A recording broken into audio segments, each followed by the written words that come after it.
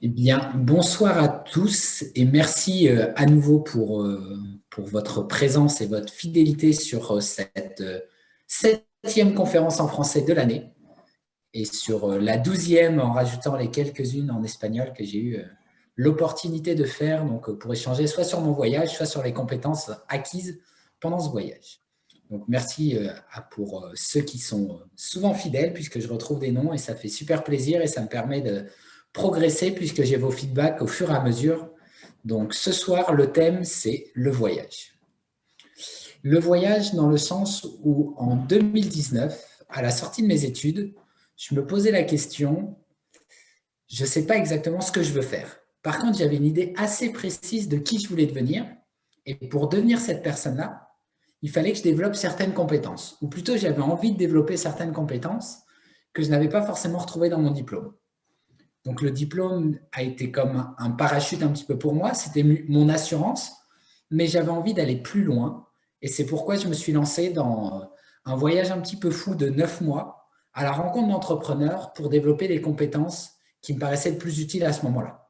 Des compétences relationnelles, des compétences émotionnelles, des compétences de compréhension du monde, des compétences linguistiques pour apprendre à mieux communiquer, ou du moins mieux communiquer avec l'autre, que ce soit en français, en anglais ou en espagnol, sortir de ma zone de confort, le tout pour avoir un temps d'introspection, avoir un temps qui me permette de réfléchir à, mais réellement, qu'est-ce que je veux faire? J'ai passé 5 ans pour obtenir un diplôme, mais on ne prend pas le temps de réfléchir à ce que je voulais faire. Et loin de tout, ça m'a vraiment permis de me poser, d'écrire et de passer du temps sur toutes ces compétences-là. Le voyage, ça a été avant tout à l'origine de le mettre sur le papier, puisque avant tout grand projet, ce que j'aime bien faire, c'est le poser sur le papier et vraiment identifier pourquoi je veux faire quelque chose, et c'est ce qui me permet d'avoir la motivation, c'est ce qui me permet de garder le droit fil par rapport à mes projets. J'aime bien dire que sur mon voyage, j'avais planifié de ne pas planifier. J'avais planifié les grandes lignes. Typiquement, j'avais décidé de prendre tous mes grands billets d'avion. Donc mes billets d'avion France-Asie, Asie-France, France-Chili, États-Unis, France. Pourquoi? Tout simplement parce que je voulais m'interdire, non pas de changer d'avis, je ne voulais pas m'interdire de rester dans un pays comme le Vietnam ou les Philippines ou que sais-je, mais je voulais être sûr que si je choisissais de rester quelque part, si je me lançais dans un nouveau projet, il fallait que ce soit plus important que le projet d'origine, qui était le projet de voyage. Et donc, toutes ces petites décisions, toutes ces stratagèmes personnels que j'ai mis en place, c'est vraiment dû à la synthèse des expériences et à la synthèse des entretiens que j'ai pu avoir avec les plus de 400 personnes que j'ai rencontrées tout au long du voyage. 400 personnes avec qui j'ai pu déjeuner, échanger, avec qui j'ai encore les coordonnées, ce qui fait qu'il y a beaucoup de pays que je n'ai pas visités autant que j'aurais souhaité, mais maintenant je sais qui appeler la prochaine fois que j'aurai l'opportunité d'y aller. Qu'en est-il de l'itinéraire un petit peu, puisque je me posais la question, mais j'avais envie de tout faire et il fallait que je prenne un certain focus, justement pour répondre à mes objectifs. Et pour répondre à mon objectif de sortir de ma zone de confort et découvrir une belle diversité, ça a été tout d'abord l'Asie. Pourquoi? Parce que je ne parlais pas forcément la langue, parce qu'on a une culture très différente avec eux, et également puisque sur le sud-est asiatique, ça permet d'avoir une diversité de pays, une diversité de cultures très importante, et également, moi qui aimais bien ma campagne profonde avec pas grand monde, et ben, typiquement, j'allais à l'opposé, puisque j'allais rencontrer des millions de personnes, entre guillemets, puisque l'Asie est vraiment particulièrement peuplée. On parle souvent de l'Inde, de la Chine, avec plus d'1 milliard d'habitants, mais on peut prendre les Philippines avec plus de 110 millions, on peut prendre l'Indonésie avec 300 millions de personnes, on rajoute la Thaïlande, le Vietnam, où c'est 100 millions chacun. Donc, c'est vraiment des pays qui n'ont pas forcément les mêmes problématiques, qui n'ont pas la même mentalité et qui n'ont même pas la même démographie. Pour prendre l'exemple des Philippines, la moyenne d'âge, c'est 24 ans. Quand la moyenne d'âge française, actuellement, c'est 43 ans. Quasiment le double, en exagérant un petit peu. Ce qui fait que l'écosystème est très différent. C'est particulièrement intéressant de pouvoir le vivre au quotidien. La deuxième partie du voyage avait pour but d'être peut-être un peu plus retour aux sources, puisque j'avais eu la chance de faire un semestre au Chili, pour développer mon espagnol et pour mieux comprendre et mieux découvrir tout ce qui était Amérique latine, pour finir avec l'Amérique du Sud, avec le Mexique et les États-Unis. Le tout en 9 mois, 4 mois en Asie, 4 mois et demi aux États, en Amérique. Et donc, pour la petite anecdote, je suis passé des Philippines au Chili, et en l'espace de 36 heures, puisque j'ai fait un stop en France, je perdais une trentaine de degrés et environ 12 heures de décalage horaire. Et pour le coup, c'est vraiment un challenge pour le corps et l'esprit. Donc, ce que j'aime bien poser comme question, c'est le but, ce n'est pas le voyage en soi, puisque ce voyage, pour moi, ça a été vraiment l'outil qui m'était nécessaire pour grandir et pour avancer vers mes rêves. Avancer vers mes rêves d'indépendance, avancer vers mes rêves de compréhension du monde, avancer vers mes rêves d'être un networker et de pouvoir vraiment mettre en relation un maximum de personnes. Et aujourd'hui, j'en découvre tout juste les fruits et la capitalisation de cette année 2019, puisque ça me permet d'avoir des échanges avec, internationaux avec différents pays chaque jour. J'avais la chance d'avoir un entretien avec un entrepreneur au Venezuela ce samedi. J'ai échangé hier avec un Bolivien. Demain, j'échange avec quelqu'un des Philippines. Et ça, c'est vraiment quelque chose qui me nourrit parce que ça me correspond. Mais vous, qu'est-ce qui vous correspond? Qu'est-ce qui vous parle?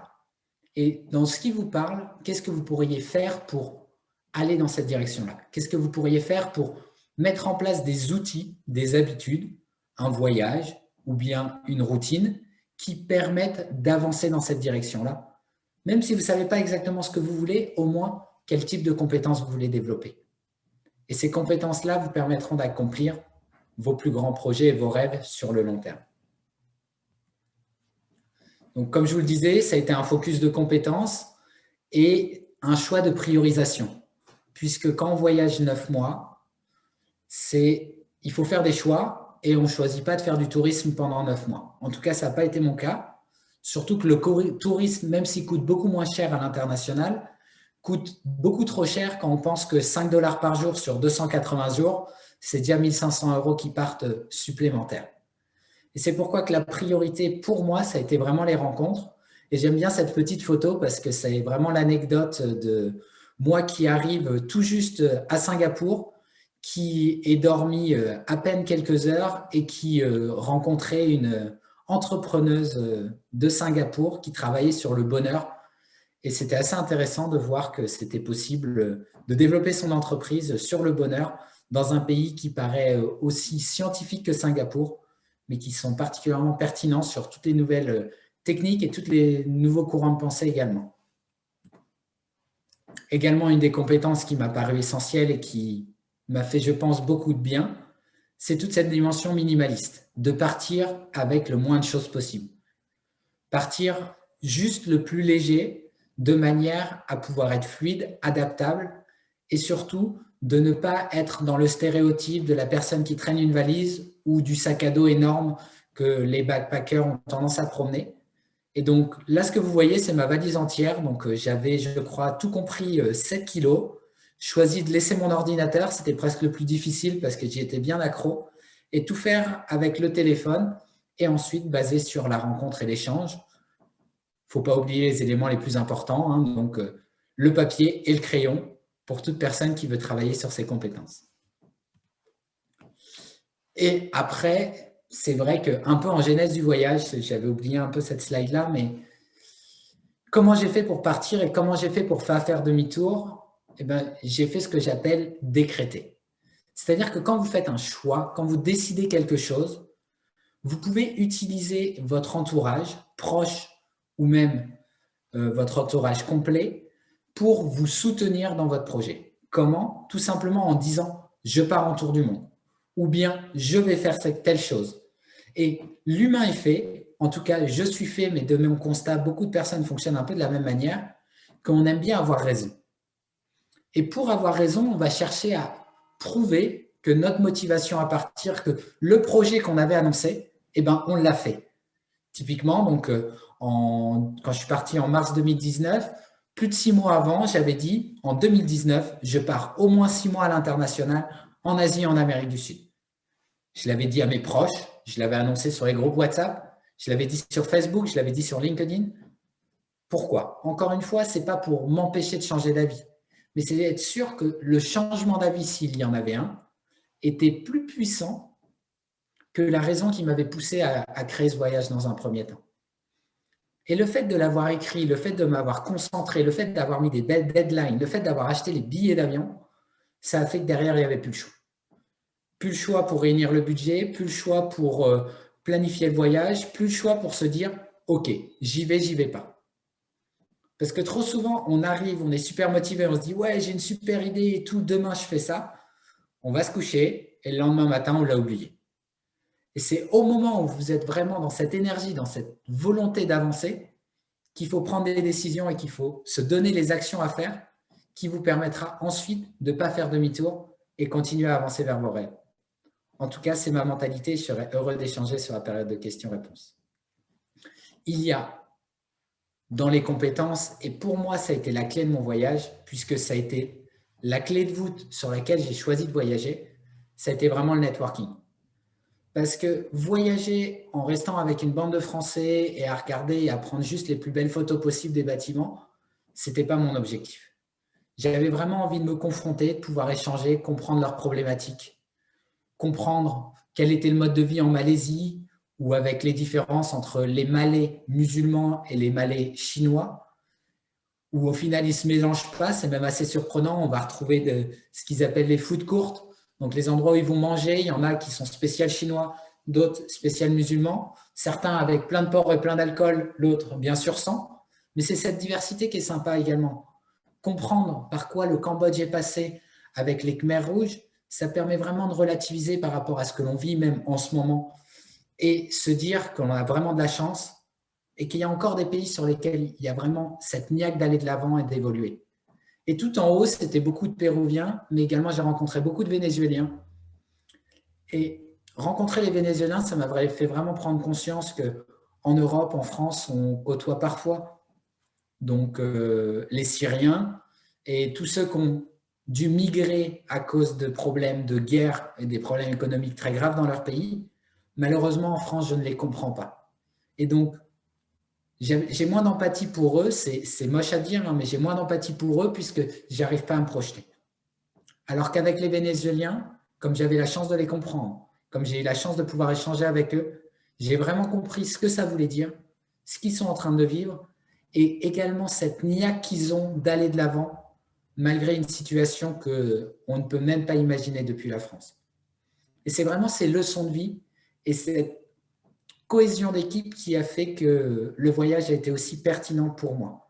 Encore une fois, choisissez vos objectifs et ensuite, concentrez-vous sur ce qui est le plus important. Typiquement, qu'est-ce que ça veut dire pendant le voyage?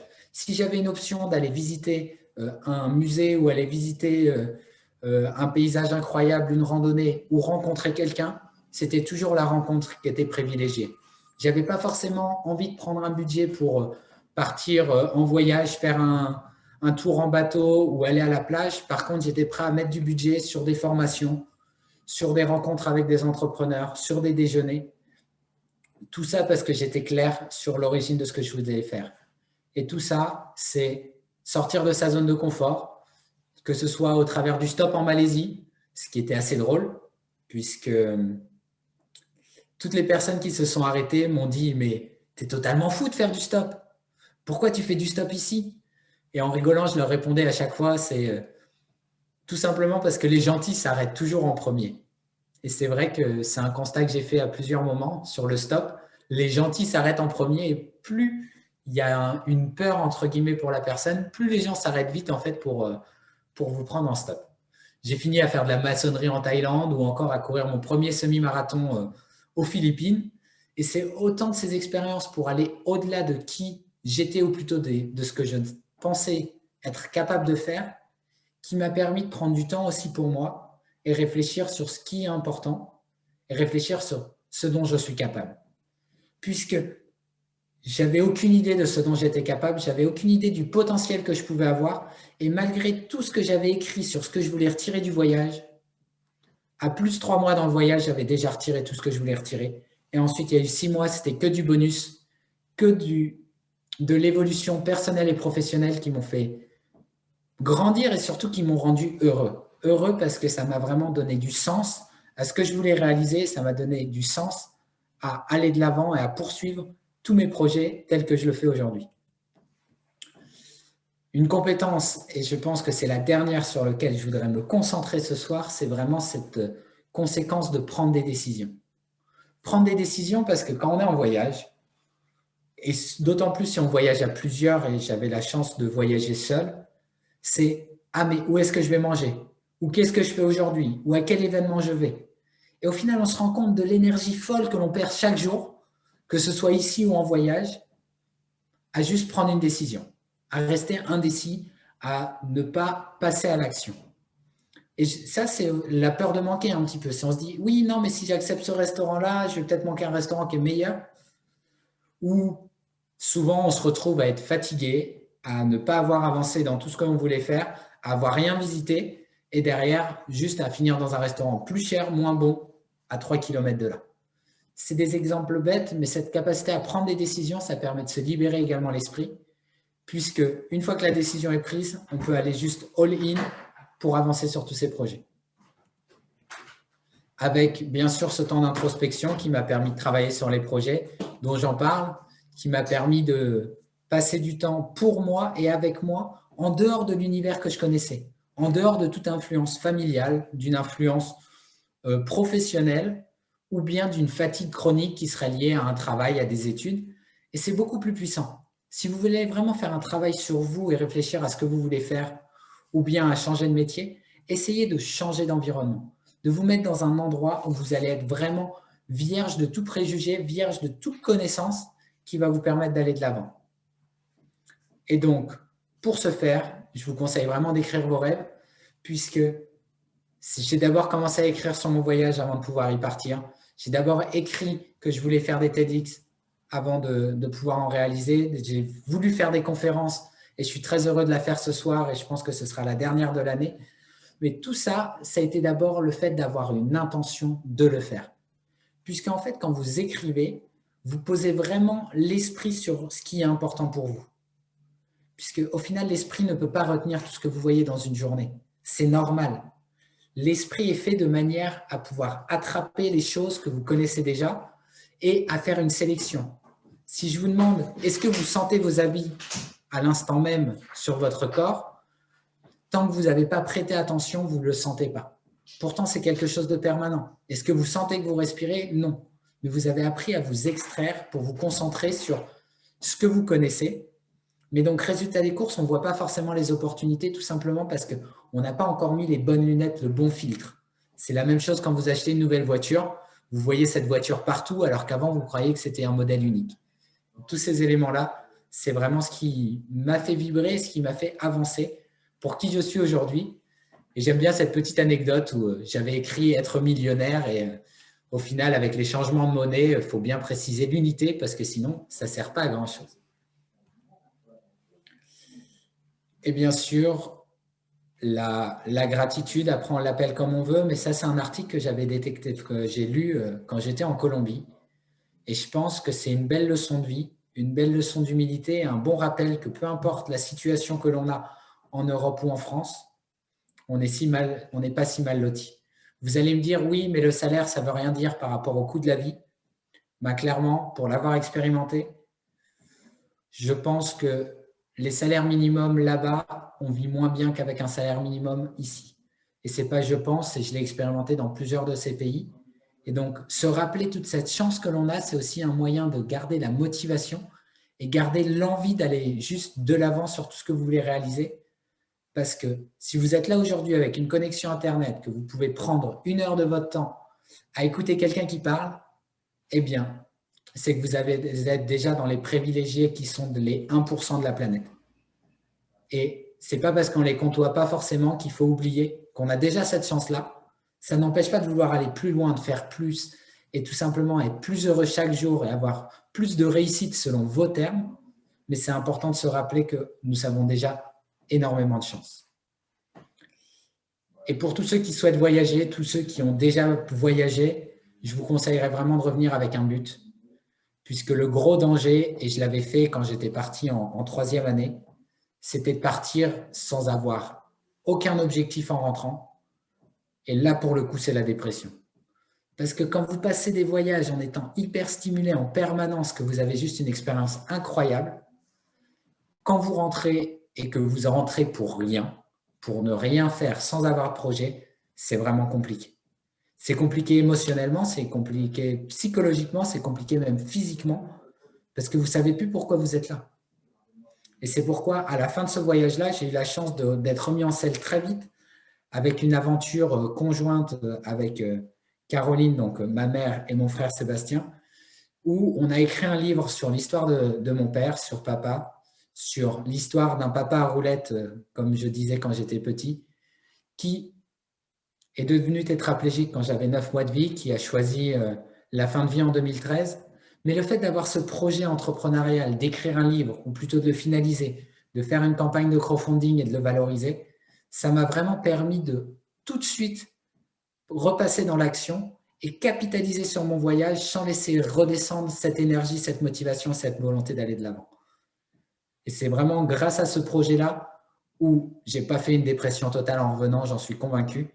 Et c'est là où j'ai vraiment compris le sens que pouvait avoir le fait de partager et d'accepter d'être vulnérable, d'accepter de partager qui on est, pourquoi on l'est, et juste d'avancer chaque jour dans cette direction-là. Et donc, ça m'a permis de devenir quelqu'un que je ne pensais pas forcément devenir. Je sais que dans la salle, certains me connaissent depuis très longtemps, entre autres ma maman. Non, donc, je pense qu'il y a eu des vraies évolutions, il y a eu des vrais changements, mais ce qui est important, ce n'est pas de changer. Ce qui est important, c'est d'évoluer dans la personne que vous avez envie de devenir et pouvoir faire des conférences, pouvoir vous partager mon expérience, pouvoir travailler aujourd'hui avec des entrepreneurs, pouvoir avoir une confiance en moi et une capitalisation sur les connaissances que j'ai acquises, c'est vraiment quelque chose qui m'est cher parce que c'est quelque chose qui me correspond. Mais ça me correspond parce que je l'avais décidé, parce que j'ai choisi d'y accorder de l'importance. Et le voyage a été l'outil pour ça, pour moi. Je ne connais pas votre outil, on peut y réfléchir, mais vraiment important que l'on puisse travailler sur le sujet. En tout cas, c'est ce qui me parle. Et donc, trop souvent, on a tendance à dire, voilà, mais qu'est-ce que l'on veut atteindre dans la vie? Quels sont les objectifs qu'on souhaite atteindre? Mais les objectifs, c'est que des indicateurs. C'est des indicateurs de ce qu'on veut devenir. Et ce qu'on veut garder, c'est des expériences. Je ne sais plus quel philosophe qui disait, on ne compte pas la vie à la nombre de fois où vous avez respiré, mais au nombre de fois où vous avez eu le souffle coupé. Et c'est vraiment ça que je retrouve dans ces expériences de voyage et ces expériences de poursuite au quotidien. Je n'ai pas mis à jour, c'était les objectifs de conférence de la dernière fois. Et en tout cas, je vous remercie pour votre attention. Un peu d'humoristique, puisque ce nez rouge, on me l'avait offert au Mexique en me disant que de toute manière, il fallait juste sourire plus. Et depuis ce jour-là, je crois que je souris 2 fois plus au quotidien. Et c'est juste super puissant. Alors, comme dirait un gars que j'adore, qui est Grégory Logan, souriez à fond, ça fait une monstre de différence. Et je serais heureux de répondre à vos questions pour échanger plus longuement. Mais je préfère la partie interactive pour la suite, pour ceux qui souhaitent. Je vous remercie et